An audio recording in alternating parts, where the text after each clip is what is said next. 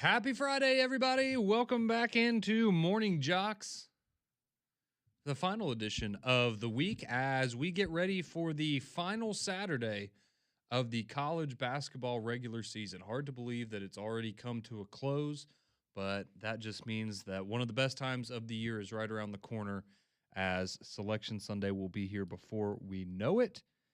And we've got conference tournaments to look forward to next week, so going to be a lot of fun. But we got to put a bow on things this Saturday. A lot still on the line. And, of course, no more on the line than the Iron Bowl of Basketball Part 2, as Auburn and Alabama will do battle once more, this time in the confines of Coleman Coliseum down in Tuscaloosa at 7:30 p.m. tomorrow night.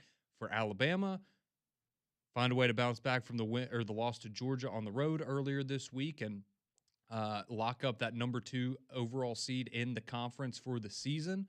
And then for Auburn, everything is on the line. You win this game, feel really, really good about your chances of making the tournament. In my opinion, you win, you're in. You lose, it's done. So all the marbles on the line, and you couldn't ask for much more in terms of it may not be number 1 versus number 2 like last year, but in terms of the implications of it, I think you could argue more on the line for at least one side of the rivalry than last year. Yeah, it's got a different feel than it did last season.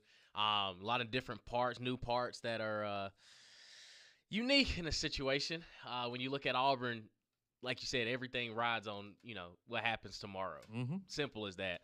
Not to say that they can't make a run in the SEC tournament and win it and get the automatic bid, but I just think it's very unlikely that happens. But also, you know, never say never.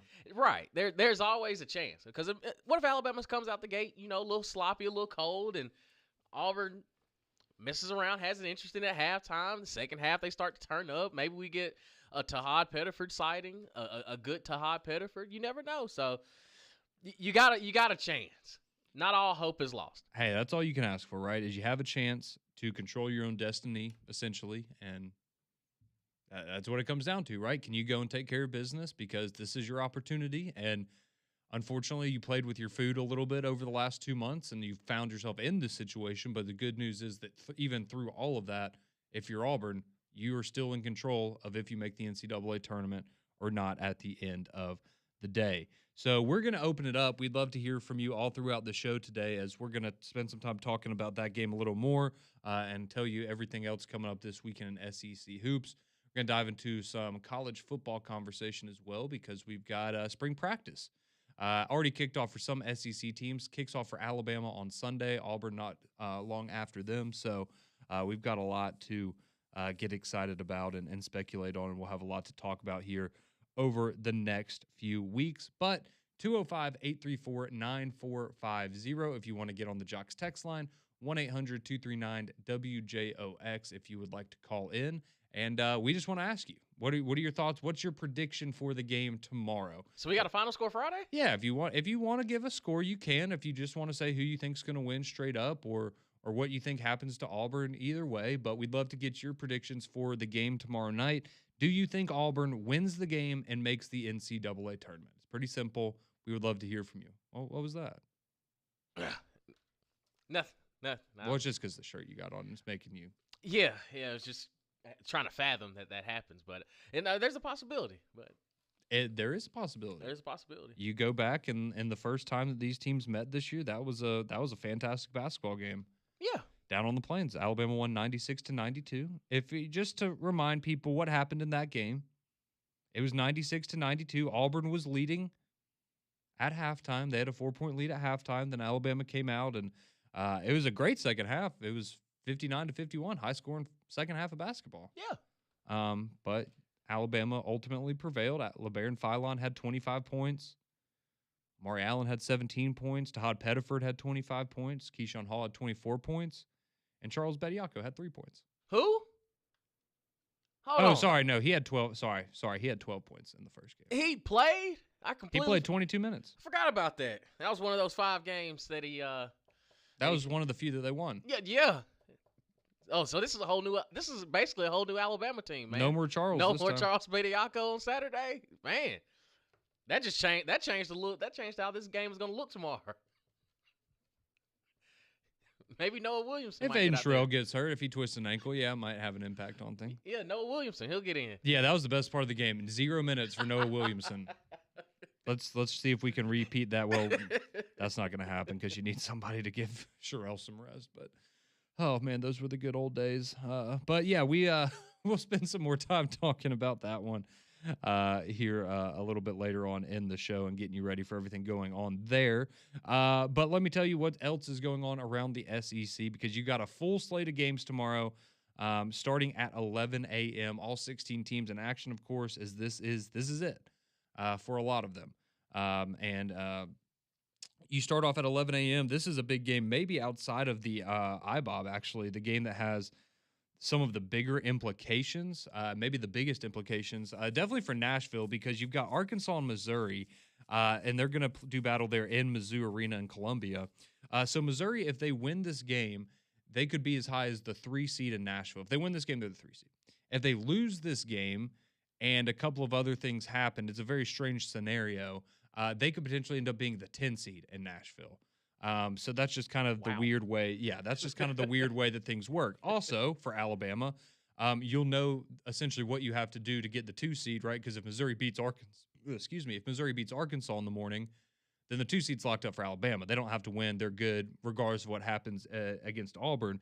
But if Arkansas wins, then Alabama would have to win over Auburn to get the 2 seed. Otherwise, they'd be the 3 seed. And I mean, you're still getting the double bye, but maybe just a little bit of a tougher path. Yeah. But I mean, at the end of the day, it's not a huge difference. It's not like Missouri being double bye or no bye. Like that's brutal. Gotta love the SEC, man. Gotta love the SEC. Well, I mean, you go and you look at the standings, and I mean, just looking at the SEC standings with one game left to go for these teams, I mean, you've got let's see, 1, 2, 3, 4.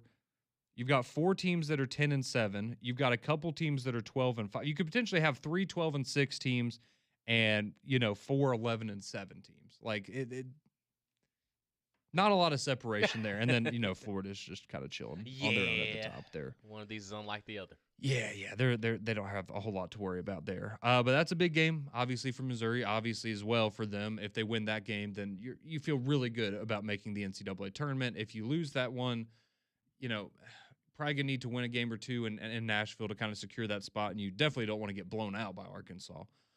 So we'll see how that one goes, but that's an exciting game at 11 a.m. tomorrow over on ESPN. Then at noon, you've got South Carolina and Ole Miss, 2 teams that are ready for their seasons to be over. So if that's your thing, more power to you. More power to you. Hopefully Josh Over has the game like he had against Auburn, where he lights it up, but at least make it interesting for the people that do watch it. Yeah. I have a feeling if you're not an Ole Miss or a South Carolina basketball fan, you're probably not tuning into that one for too long. Just my personal opinion. How about this one though? This will be fun. 1:00. You've got the in-state rivalry there in Knoxville, Vanderbilt and Tennessee, a top 25 matchup there. As that should be a really fun basketball game at 1:00. Then at 2:30, you're gonna get Georgia at Mississippi State. Again, not maybe the craziest game in the world, just because Georgia, obviously, after the win over Alabama, that kind of secured their spot there. And then Mississippi State, they're just playing to go to Nashville and, maybe win a game there. And then, see you next year, potentially. Then you have Florida, Kentucky at 3:00. Again, should be a fun basketball game, but doesn't mean a whole lot for Florida. They're in a pretty good spot. Obviously, for Kentucky, that would be huge momentum-wise going into Nashville and then the NCAA tournament. But I mean, both teams firmly in the picture for the big dance. And Florida, they've already locked up the SEC regular season title, anyways. So not as much on the line for them. At 5:00, Texas A&M at LSU. Again, Bucky just kind of trying to put a cap on the first season there. I mean, he's already got 20 wins. This would give him, if they beat LSU, which they should, 11 wins in conference. But that's a very solid first year. Oh, absolutely. I know they didn't play the most difficult schedule, especially in the non-conference, and then they struggled against the better teams in the SEC. But all things considered, I think we would say Bucky's had a successful first year. But maybe we have to wait and see what happens in the postseason before A&M fans will say if they're excited about the future of Bucky or not.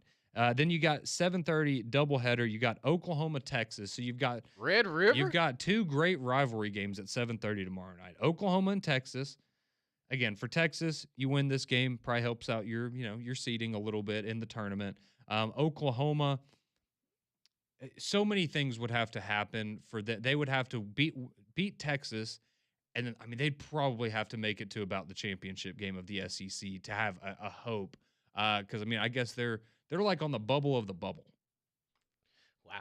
in terms of. They're on the outside of the outside looking in. Yeah, so there'd be a few things that would have to happen for them. But you still want to beat your rival at the end of the year, so Yeah. a lot on the line there. And then, of course, as we've been talking about, Auburn at Alabama, 7:30 tip on ESPN. Number 16 Alabama hosting their rival, the Auburn Tigers, and as we have already discussed, a lot on the line there. And no surprise if you're going through and looking at, I'm just looking at like some of the ticket prices that are listed here. The Arkansas Missouri game, like $70 to get in. Like that's gonna be a big game. Yeah. South Carolina Ole Miss, $6. You can go to that one for $6. Wow. But I don't think it's a surprise that the most expensive ticket right now is the Alabama Auburn game. That's cheapest ticket right now, $122 if you want to go down to Coleman and secure your spot there. But not a surprise that that's kind of just based on the highest demand game of the weekend in the SEC. So it should be a lot of fun. Going to be a full slate of games coming up tomorrow. And, of course, we will break it all down for you on Monday and then get you set for what's going to go down in Nashville at the SEC tournament, which all of that should be a lot of fun. But I did mention spring practice is going to be kicking off soon. Alabama getting on the practice field on Sunday. And then you got Auburn not too far behind them. I know some other schools have already started their spring ball, like South Carolina and Florida, getting things underway and already have a couple days under their belt, as well as some others. So I thought this was interesting, though, because I found a ranking of all of the quarterbacks in college football going into next season.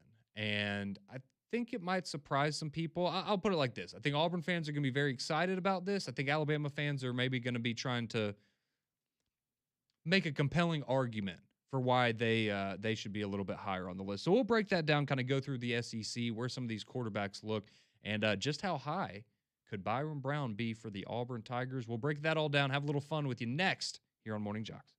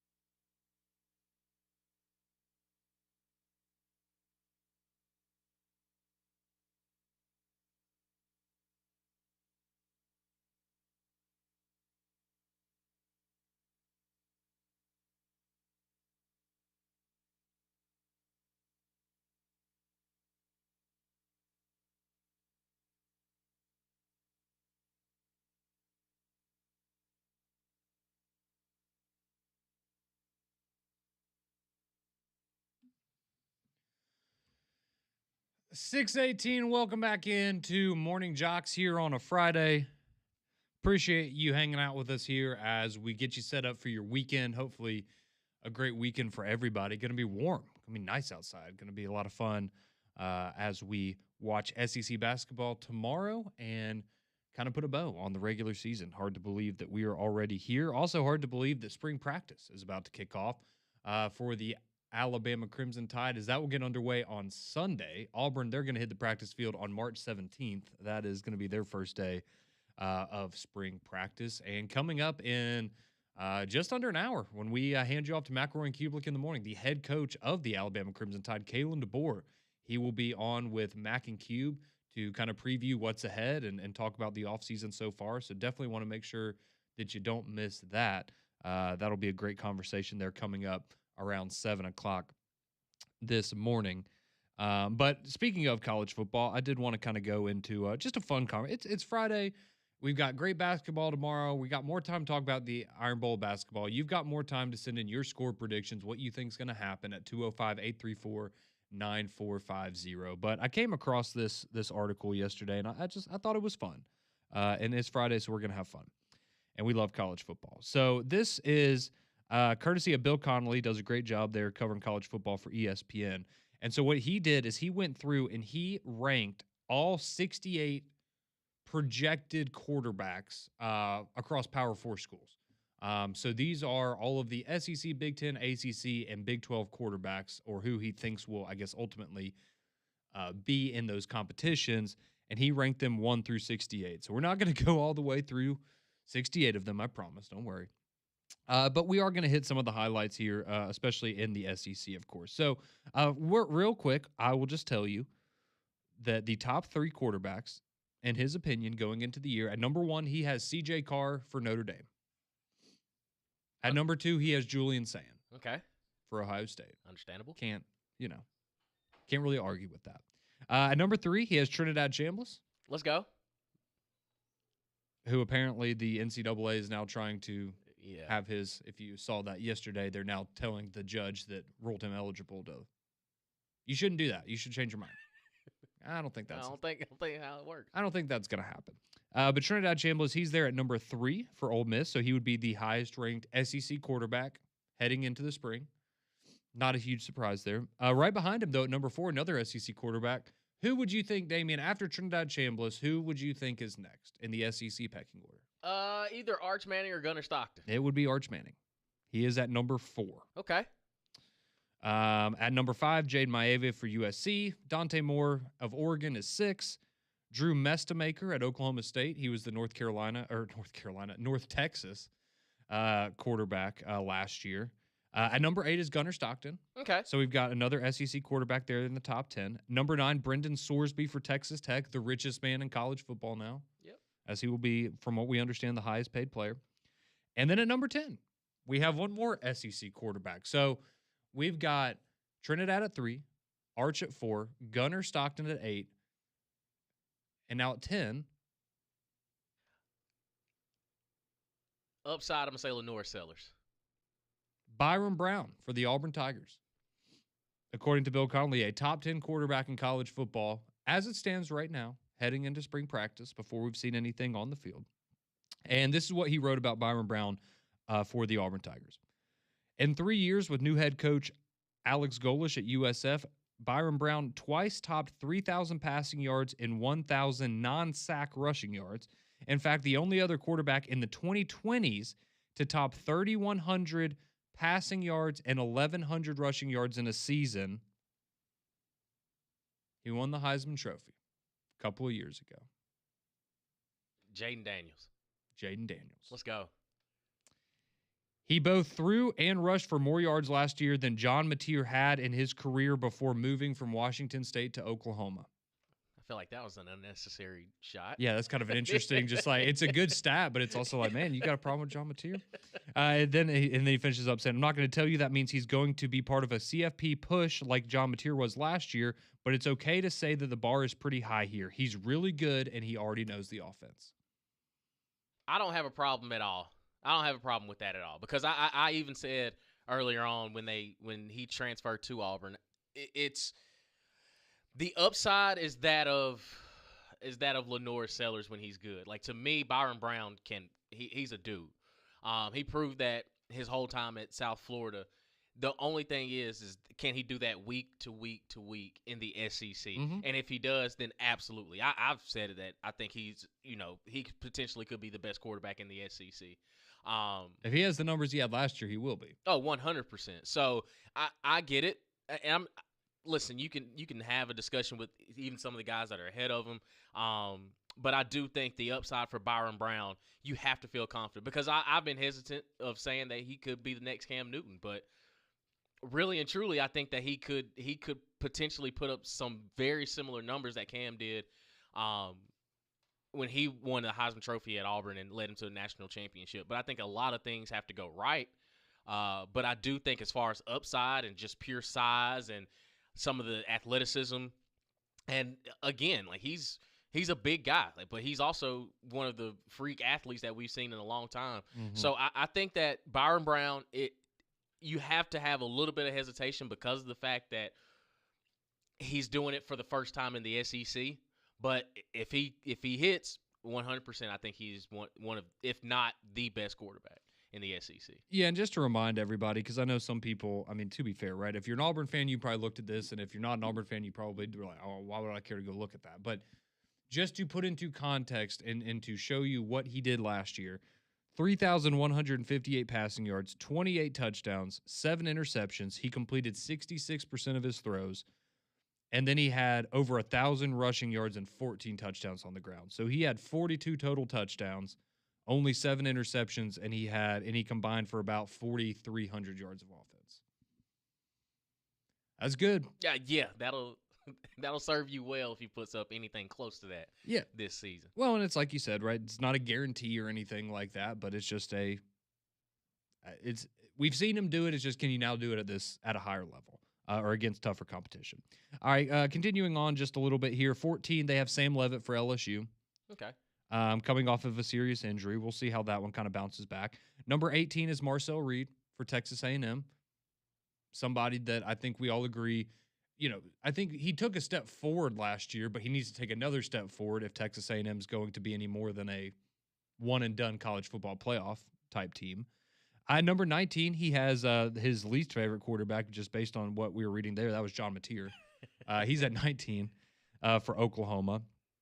Kind of interesting. So those guys are both ahead of Damon Williams. He's at number 20 for Washington. I would have thought maybe Damon Williams would be a little bit higher. Well, he was having some legal issues early on, so I can understand. That can, lawsuits and threatening of lawsuits can kind of sway your game a little bit. Yeah, maybe just a little bit there. Just a little bit. All right, so if I'm keeping tabs at home, so Byron Brown was number 10, and he was the 4th quarterback in the SEC. Sam Leavitt's 5. Marcel Reed is 6. John Mateer is 7. Going to keep scrolling here. Lenore Sellers, he's at 25, so that would be 8. Okay. You think that's too high? No, it's just, it's so hard because of the fact that we saw what we saw last year from Lenore Sellers. And again, like, once you've presented how you can play, it's hard not to think that you can reach that. So I kind of, it's hard to gauge with Lenore Sellers. Like, you can give me a discussion why he's top 25, but I would probably have him a little bit closer to 20 to 15 range. But okay, fair enough. Again, last season was last season, and I can understand. All right, so there we are. So the top 25, that's 8 of those quarterbacks are from the SEC. And we still have not gone to Alabama. At number 28, Keelan Russell or Austin Mack. Or Austin Mack. Okay. This is what Bill Connolly wrote about Alabama and their situation at the quarterback position. Heading into a make-or-break 2026 campaign, Kalen DeBoer chose to stay in-house to find Ty Simpson's replacement, and the competition between last year's second-stringer Austin Mack and the number 1 overall quarterback from the 2025 recruiting class in Keelan Russell could run deep into August. The statuesque Mack has spent 3 years with DeBoer at Washington and Bama and very much looks the part at 6'6", 235, but the scouting report on Russell coming out of high school was basically he's elite at everything. My bet is that Keelan Russell wins the job, but the last we saw, Mack had the lead on the depth chart and certainly didn't look worse than Ty Simpson against Indiana in the college football playoff. Okay. And I get it, right? You haven't really seen other.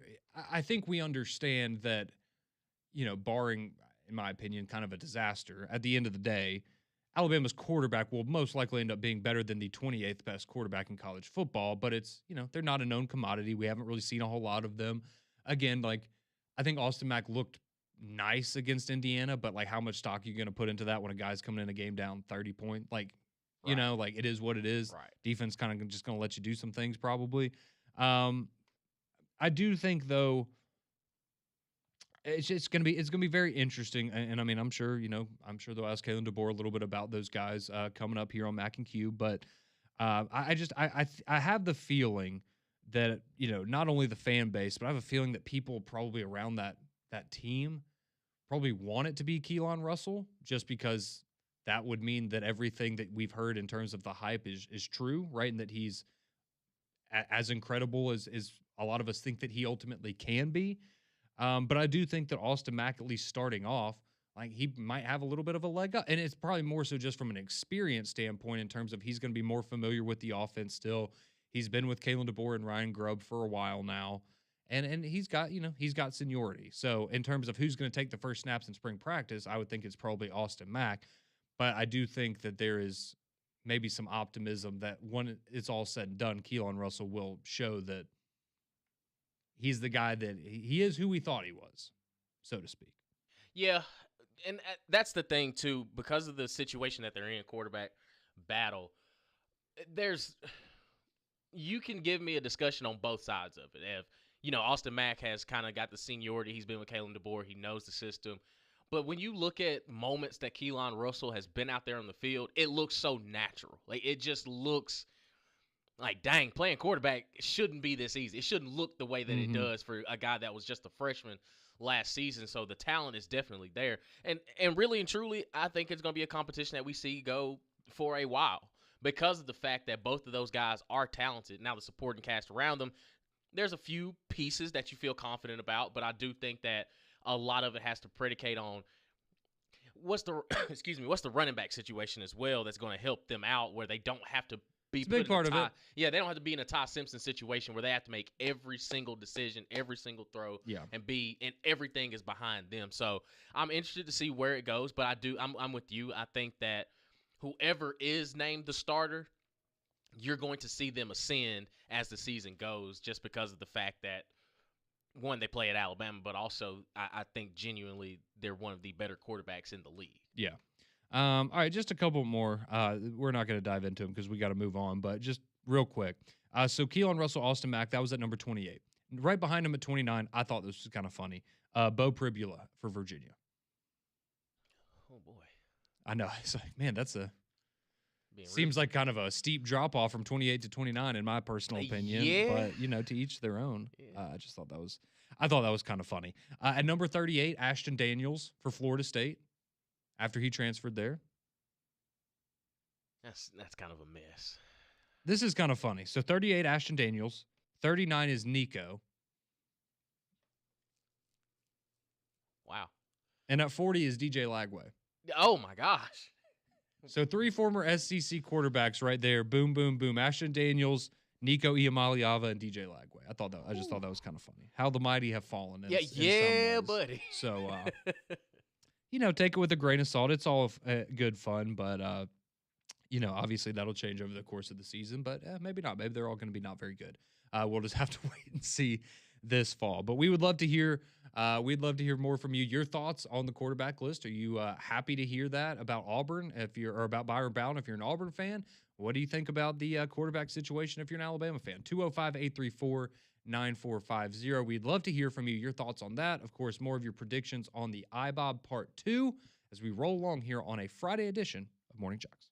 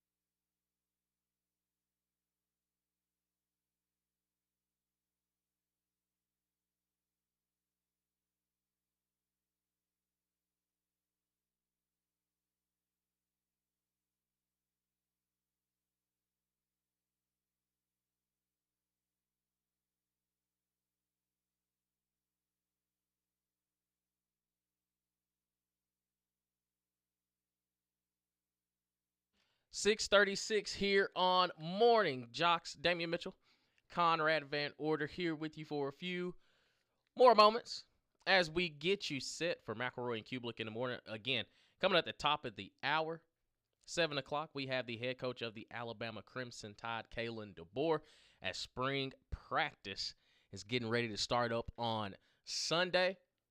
And as we discuss the quarterbacks from Bill Connolly, he gave the Power 4 quarterbacks, I guess you'd say. And Alabama, either Austin Mack or Keelan Russell sitting right there at the 28 spot. Feel as though there's some traction. Room to move up. Yeah, there's some gap that is that can be filled with the talent in which comes out of that quarterback room. But it'll be interesting to see how the season goes. 205-834-9450. That'll get you on the Courtesy GMC text line, also the phone lines as well. Yeah, and before we dive totally into that, I did see someone ask who was last on the. We got a hater this morning. Who's the worst quarterback in the Power 4 according to this ranking? You're not gonna probably guess who it is, but you might be able to guess the school. ACC. Stanford. That's right. Absolutely right. And I'll be completely honest with you. I did not know that this guy had transferred to Stanford to be the quarterback. Do you remember Davis Warren at Michigan? Name kind of rings a bell. He was not good at Michigan. He was there in 2024. He threw for 1,200 yards, 7 touchdowns, and 9 interceptions. Okay. So it can only get better from here. Yeah. Mm-hmm. Yeah, if you remember, he was the quarterback in between, like after J.J. McCarthy left, and then they had Bryce Underwood last year, and then they had that 1 year of Davis Warren when they were just not a good football team. I can honestly say I don't remember. Most people probably cannot. Bad. Most people probably cannot. So there you go. That's the worst quarterback there in the Power 4, according to Mr. Bill Connolly there. But before we get back to your text, I do just want to spend another minute or two on the basketball game coming up tomorrow, because if you're just now joining us, a big game tomorrow, 7:30 in Coleman Coliseum, as Auburn will travel to Tuscaloosa to take on Alabama. And as we know, Damian, right, for Alabama, you win this game. You may not even have to win this game, but if you do, you guarantee you're going to be the 2 seed in the SEC. And then for Auburn, you have to win this game to keep your hopes alive of being selected on Selection Sunday for the NCAA tournament. We brought it up earlier. Alabama, they got a close win in Neville earlier this year, the first time that these two teams met. And as Bruce Pearl said a couple days ago, right? Hey, we beat them in Tuscaloosa last year. Who's to say they can't do it again this year? But I think a lot of people, just kind of gauging some of the texts that we're getting in, and even from Auburn fans, maybe not the most optimistic about Auburn's chances. So let me put it like this. What do you think has to happen tomorrow for Auburn to win this basketball game? Because obviously, I mean, you went back to the first game. Pettiford and Hall combined for 49 points. That's pretty good. You're probably going to need that again. But as we know, Auburn's really struggled defending the perimeter, and they've really struggled against teams that shoot from 3 at a high clip. And as we know, that's Alabama's bread and butter. So it seems like, just based on the matchup on paper, again, it was competitive the first time. Auburn, was almost able to pull out the victory at home, but it just kind of feels like, based on the way that these teams have trended since then, Alabama and just their kind of style of play is probably the last thing that Auburn wants to go up against with their season essentially on the line. Yeah, I think for Auburn, you're going to need Alabama to help you out. You're going to have to create some turnovers. Basically, Alabama has to go cold from 3.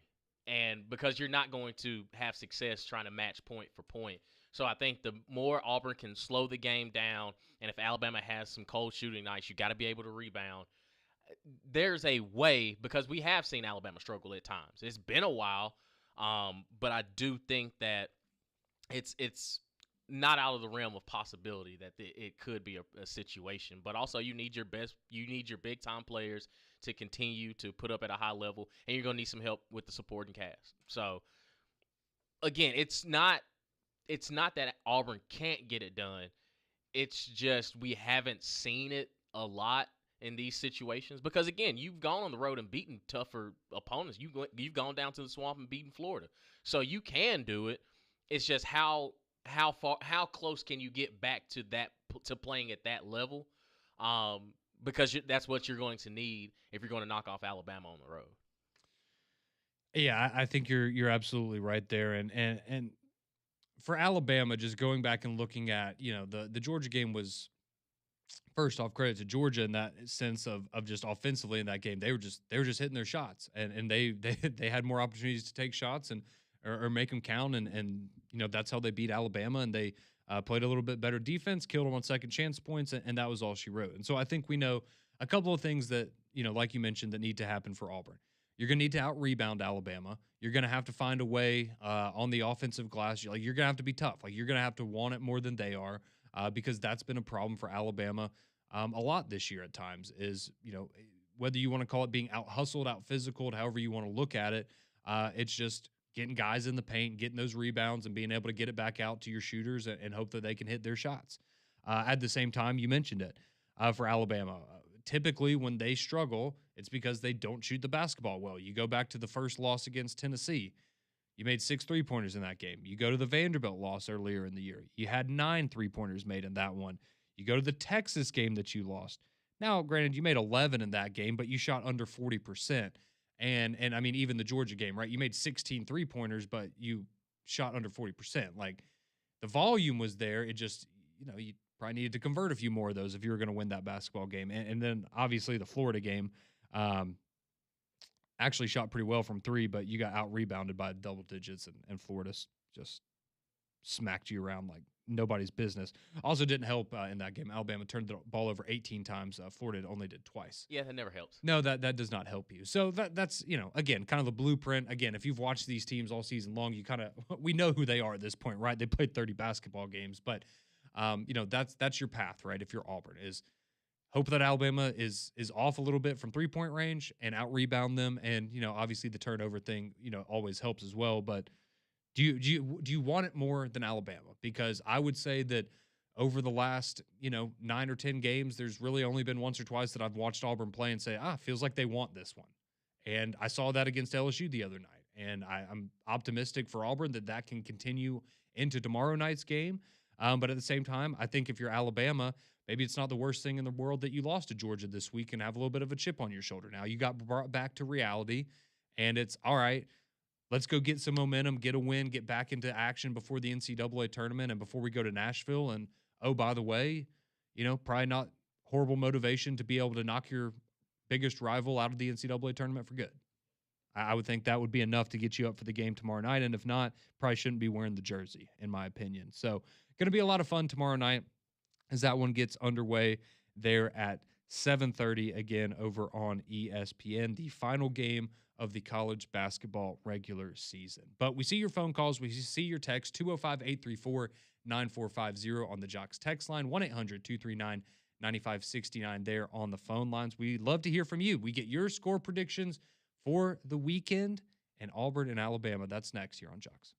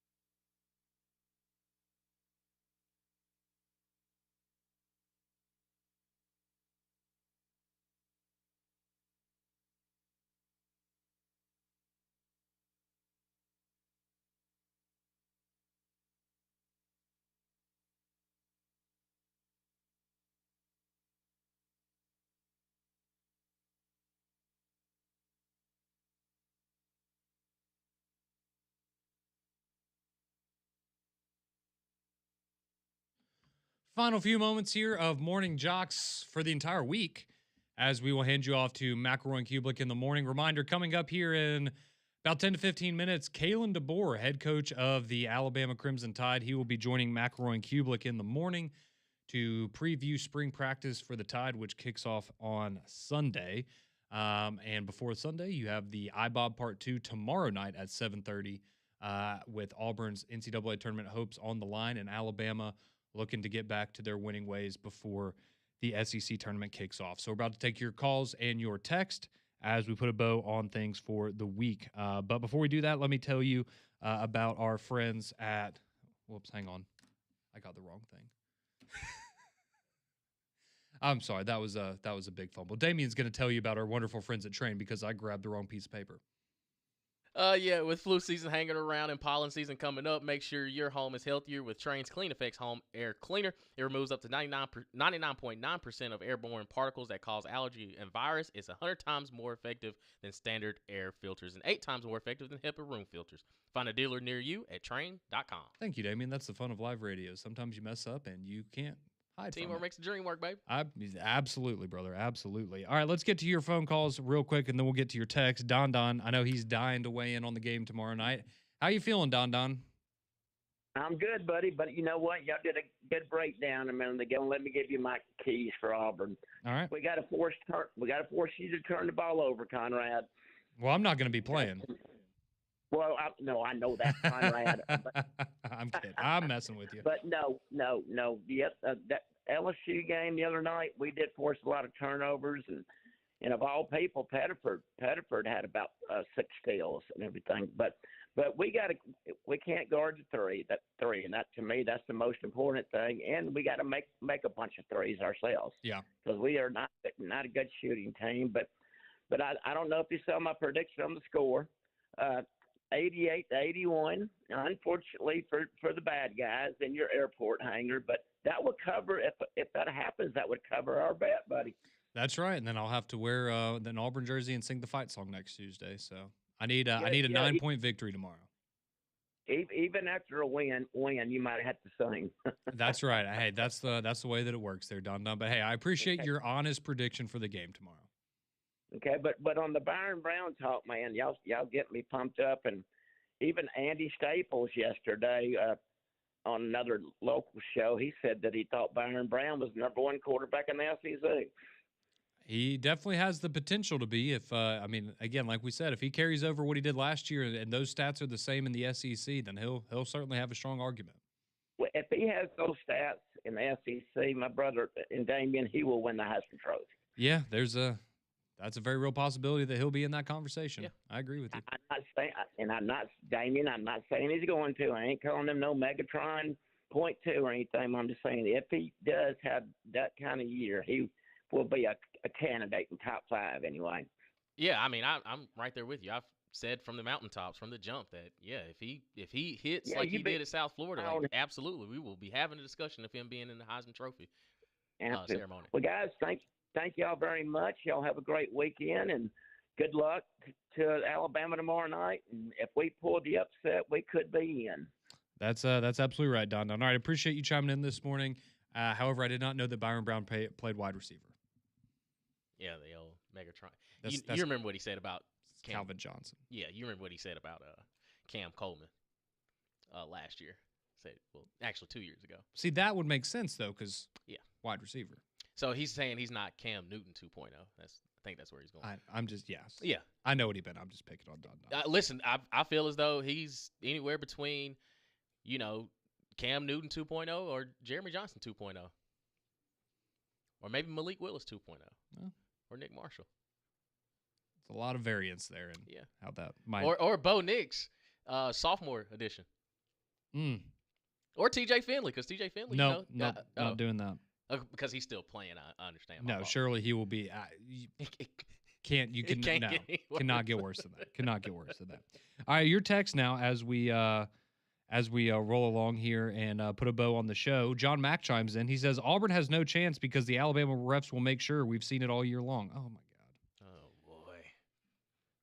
John Mack, I don't see you talking about the Auburn win that y'all got earlier this year. I would think that would maybe qualify in a similar boat. Also, your team just sucks when they play good basketball teams. It's fine. I mean, I hate it for you, but it's just the reality of the situation. This one says Pettiford, Hall, Murphy, Freeman, and Overton would all have to go off, and Auburn would need to limit Bama to 10 or less three-pointers. All of that seems very unlikely. I mean, yeah, you're going to need all those guys to have a good game. But, you know, again, I mean, I go back to the first time they played. Hall and Pettiford combined for 49 points. Like, you got contributions for everybody. I mean, it was a good basketball game, right? It was 96-92. Like, that's in there if you're Auburn, right? You have the capabilities of doing that. It's just, can you do that again? Because the team doesn't, looks like a different team now than it did at that point, to be fair, though. Let's see. We have on the quarterback thing, this text rolls in. It says, if it isn't Keelan Russell, then that's on DeBoer. Russell on the field last season showed that his talent was off the charts. If they can't develop him into a star in 2 full off seasons, then his great offensive system isn't what we thought it was, and he just got lucky with Michael Penix. Oh, boy. Whew. But what if Austin Mack is amazing? Like, right. I guess that's my thing, too, is if it's not Keelan Russell, that doesn't mean he's bad. It just might mean Austin Mack's, he might be that dude. I'm fine with that. Either way. I hope either one of them is great. All right, we appreciate y'all chiming in this morning. We're back Monday at 6. Mac and Cube is next with Kalen DeBoer.